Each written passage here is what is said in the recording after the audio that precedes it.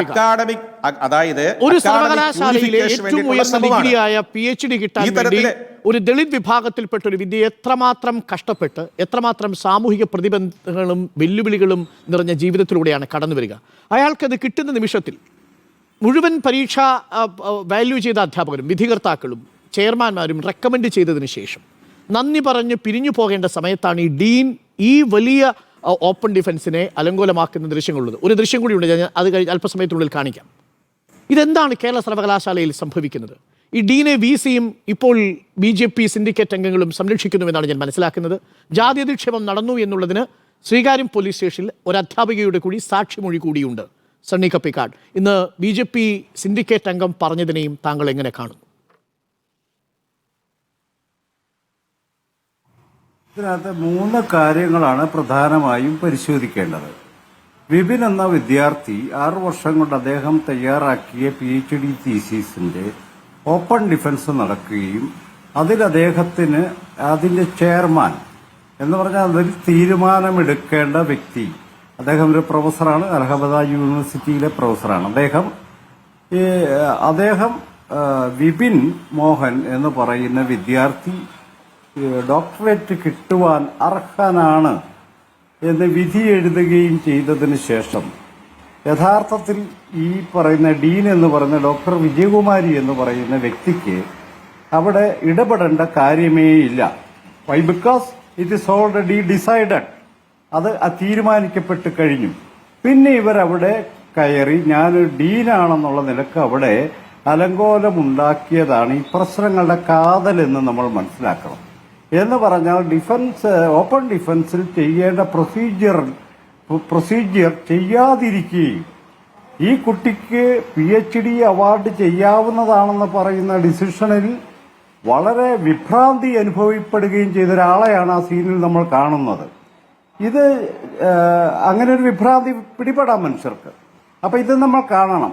ഒരു അധ്യാപിക എന്ന നിലയിലല്ല അവർ അവിടെ ഇടപെട്ടത് എന്നതാണ് ഏറ്റവും പ്രധാനപ്പെട്ട ഗുരുതരമായ ഒരു കുറ്റകൃത്യം. അവർക്കതറിയാം. ഇത് കഴിഞ്ഞാൽ പിന്നെ അവിടെ നന്ദി പ്രകാശിപ്പിച്ച് എല്ലാവരും പിരിയുക എന്നത് മാത്രം നടക്കേണ്ടിടത്താണ് ഈ അലങ്കോലം മുഴുവൻ അവിടെ ഉണ്ടായത്. രണ്ടാമതൊരു കാര്യം,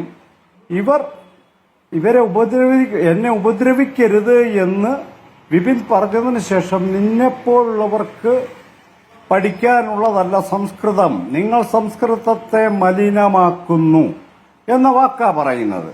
ജാതി കൂട്ടി പറഞ്ഞില്ലോ എന്നുള്ളവിടെ നിൽക്കട്ടെ. ഞാൻ ചോദിക്കുന്നൊരു BJPയുടെ ആള് പറയുന്നുണ്ടല്ലോ പ്യുവർ അക്കാഡമിയാണെന്ന്.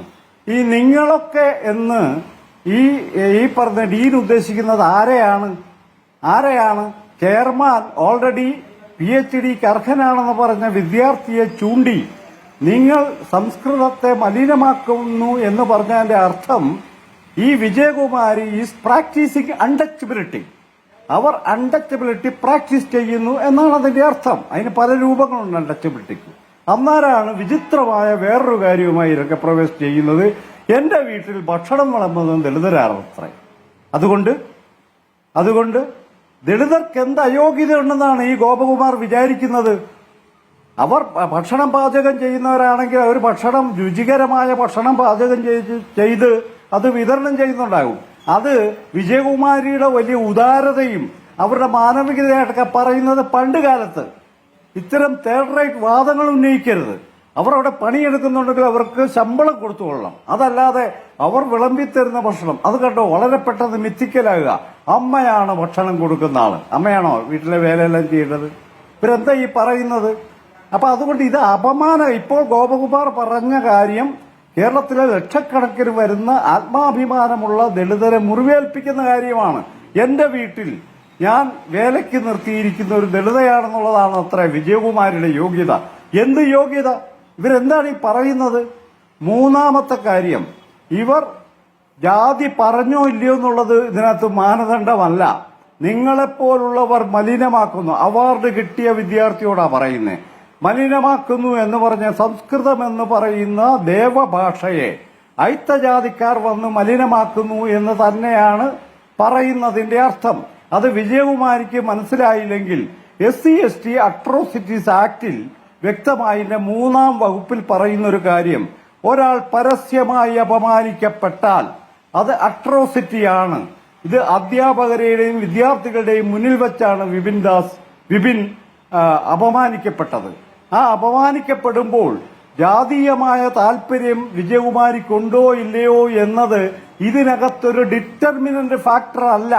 ഏത് സമയത്തും ഏത് അൺടച്ചബിൾ കാസ്റ്റിൽപ്പെട്ടയാളും ഇവരാൽ ആക്രമിക്കപ്പെടാനും അപമാനിക്കപ്പെടാനും കൊല്ലപ്പെടാനും ബലാത്സംഗം ചെയ്യപ്പെടാനും സാധ്യതയുണ്ട് എന്ന് കണ്ടതുകൊണ്ടാണ് CRPCയിൽ നിന്ന് ഭിന്നമായി മറ്റൊരു ആക്ട് ഇവിടെ രൂപപ്പെടുത്തിയിരിക്കുന്നത്. അവിടെ അൺടച്ചബിലിറ്റിയെയും ഇതുപോലുള്ള പ്രാക്ടീസിനെയും കാണുന്നത് പേഴ്സണൽ കുറ്റമായിട്ടല്ല, സോഷ്യൽ ക്രൈമായിട്ടാണ് കാണുന്നത്.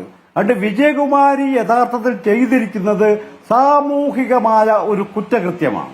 ഇങ്ങനെ വേണം ഈ കാര്യത്തെ മനസ്സിലാക്കാൻ. അതായത് അവർ അധ്യാപിക എന്ന നിലയിൽ പാലിക്കേണ്ട ചുമതലകൾ പാലിക്കാതിരിക്കുക.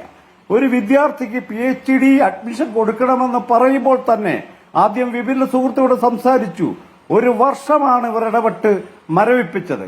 അങ്ങനെ മരവിപ്പിച്ചെങ്കിൽ അദ്ദേഹം വിജയകരമായി PhD എടുക്കുന്നു. ആ PhD ഓപ്പൺ ഡിഫൻസിലെ ചെയർമാൻ പറയുന്നു അവൻ അർഹനാണ് എന്ന് പറയുന്നു. എന്നിട്ടും മതിവരാത്ത ഭ്രാന്താണ്, ജാതി ഭ്രാന്താണ് അക്ഷരാർത്ഥത്തിൽ ഡോക്ടർ വിജയകുമാരി കാണിക്കുന്നത് എന്ന് കൂടുതൽ വിശദീകരിക്കേണ്ടതില്ല.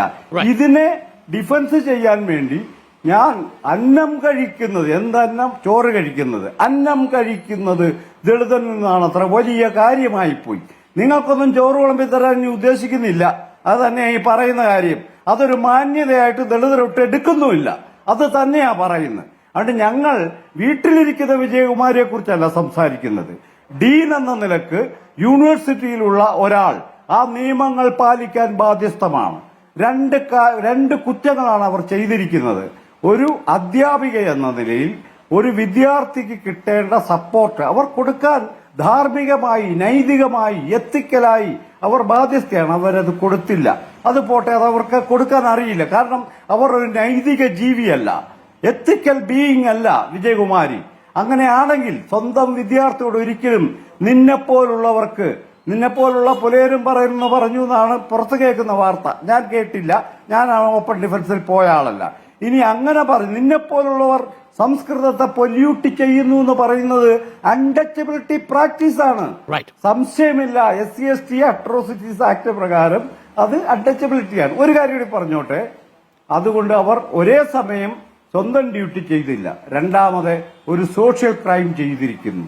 ഈ സോഷ്യൽ ക്രൈം ചെയ്ത ഒരാളെ, ഈ അധ്യാപിക ഡ്യൂട്ടി ചെയ്യാത്ത ഈ വിജയകുമാരെ അടിയന്തിരമായി യൂണിവേഴ്സിറ്റിയിൽ നിന്ന്, പദവിയിൽ നിന്ന് നീക്കം ചെയ്യേണ്ടതാണ്. ഇവർക്കെതിരെ ക്രിമിനൽ കുറ്റത്തിന് SC/ST അട്രോസിറ്റീസ് ആക്ട് പ്രകാരം കേസെടുത്ത് നിയമ നടപടിയും സ്വീകരിക്കേണ്ടതാണ്. അതിന് ഉത്തരവാദിത്തം ഗവൺമെന്റ് ഉണ്ടെന്നാണ് ഞാൻ പറയുന്നത്. ശ്രീകാര്യം പോലീസ് സ്റ്റേഷനിൽ ഒരു അധ്യാപിക പറഞ്ഞ ഇതേപോലെ ജാതി അധിക്ഷേപം നടത്തി എന്നുള്ളത് കേട്ടു എന്ന് മൊഴി തന്നെ കൊടുത്തിട്ടുണ്ട്. ആ മൊഴി തന്നെ ധാരാളമാണ് ഈ വിദ്യാർത്ഥിയുടെ പരാതിക്ക്. ആ മൊഴി കൂടി അവിടെ നിൽക്കുമ്പോഴാണ് ഇന്ന് ഡീനായി. മാത്രമല്ല, ഇന്ന് മറ്റൊരു വിദ്യാർത്ഥിയുടെ പ്രീ സബ്മിഷൻ പോലും ഈ അധ്യാപിക അവിടെ എത്താത്തത് കാരണം തടസ്സപ്പെട്ട സാഹചര്യമുണ്ടായി. അത് അധ്യാപിക എന്ന നിലയിലുള്ള അവരുടെ ചുമതല നിറവേറ്റാത്തതിന് ഏറ്റവും ഒടുവിലത്തെ ഉദാഹരണമാണ്. ഇന്നത്തെ ദിവസം പോലും അത് സംഭവിച്ചു.